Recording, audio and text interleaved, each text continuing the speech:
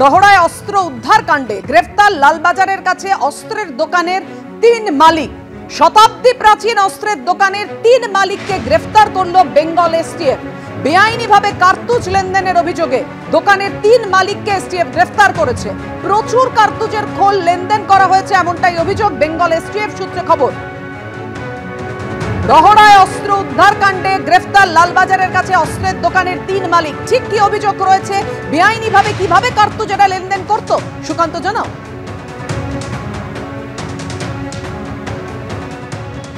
দেখো, প্রথমে জানি রাখি যে বউবাজারের বিবিধি বাগের যে দোকানের সামনে আমরা এই মুহূর্তে দাঁড়িয়ে রয়েছি সেটা হচ্ছে nursing Chandar the and company. এই দোকানটি যা সরকারি লাইসেন্স প্রাপ্ত, যা ইতিমধ্যে গতকাল বেঙ্গল এসটিএফ এর তরফে যা সিল করে দেওয়া হয়েছে। এই বছরের গোড়াতে ফেব্রুয়ারি মাসে জীবনতলাতে একটি অস্ত্র কারখানার হদিশ মেলে এবং সেইখান থেকে প্রথমবার এই দোকানের নাম সামনে আসে, যেখানে প্রচুর পরিমাণ বেআইনিভাবে এই সরকারি যে দোকান বা সরকারি লাইসেন্স প্রাপ্ত দোকান সেখান থেকে বিপুল পরিমাণ কার্তুজ এবং আগ্নেয়াস্ত্র তা কিন্তু খোলা বাজারে চলে গিয়েছিল। তখন সেই সময় এই দোকানের দুজন অডিটর যারা রয়েছে, যারা মূলত হিসেব দেখেন কোন বন্দুক কখন যাবে বা কোনটা লাইসেন্সের জন্য রয়েছে, সেটা তাদেরকে গ্রেফতার করা হয় এবং তারপরে কিছুদিন এই দোকান বন্ধ থাকে।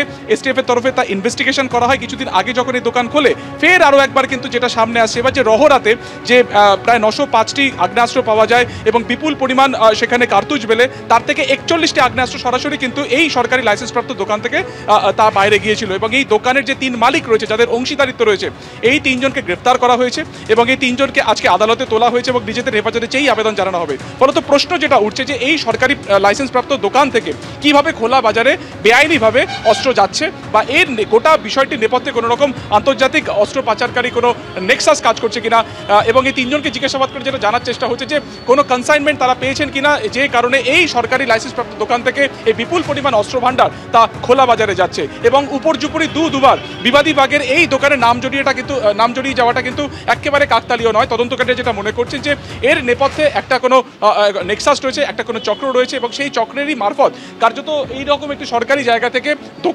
দোকান থেকে খোলা বাজারে কিন্তু আগ্নেয়াস্ত্র চলে যাচ্ছে।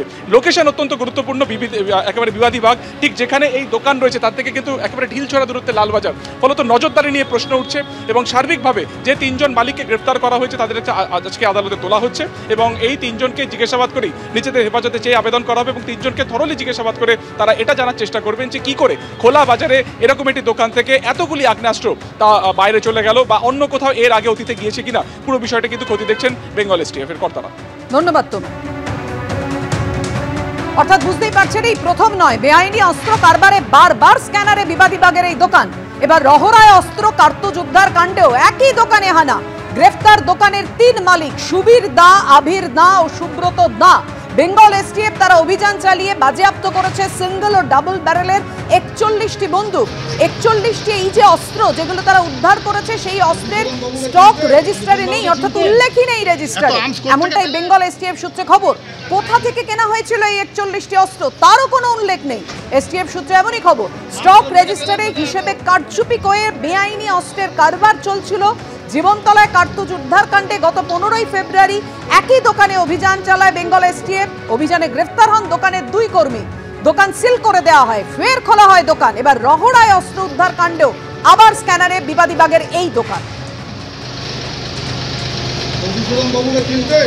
বাবুকে চিনতেন? এত আর্মস কোত্থেকে পেলেন?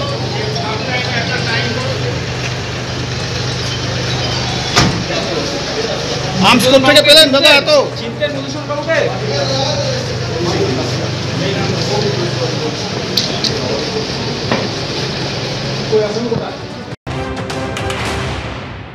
এই যে এমসি দা অ্যান্ড কোম্পানি, যাদের এই রকম জায়গায় ডালহৌসির মোড়ের ওপরে, যেখান থেকে 100 মিটার দূরে হচ্ছে লালবাজার, যাদের এটা দেখাশুনো করার কথা। দেখো, তোমার প্রায় 41টা ফায়ারআর্মস রিকভারি হয়েছিল এই রহড়া থেকে। 905 রাউন্ড কার্টিজ পাওয়া গেছে, ঠিক 1 মাস 1 দিন হয়েছে। দেখো, কোনো নজরদারি নেই। যাদের নজর দেওয়ার কথা, লালবাজার 100 মিটার দূরে অবস্থিত, সাডেন চেক, ডকুমেন্টস চেক করা, চরম lack of watch and supervision. Bengal STF যে কাজটা করেছে সেটা করা উচিত কলকাতা পুলিশের, কিন্তু কলকাতা পুলিশের নজরদারির অভাবের জন্য এটা করা যায়নি।